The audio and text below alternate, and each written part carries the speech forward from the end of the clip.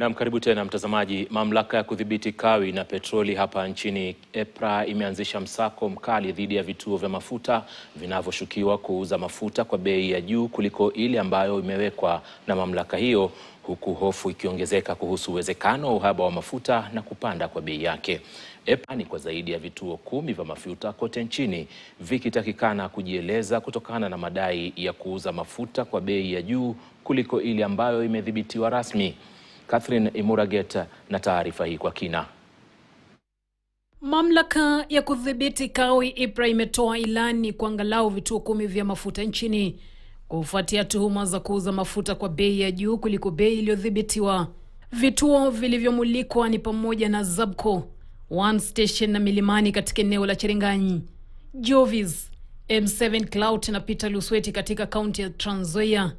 Vingine ni Equipetrol, Naja na Kathijim katika kaunti ya Kirinyaga, Safe, Best Care, Jakam na Ecoise Energies katika kaunti ya Meru na Clownies Energy katika kaunti ya Kilifi.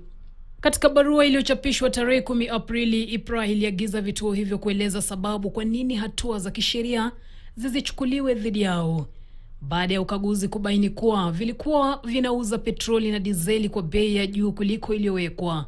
Licha ya serikali kuhakikisha kuwa kuna akiba ya kutoshea mafuta nchini, hali halisi inaonekana kutofautiana na maeneo mbalimbali.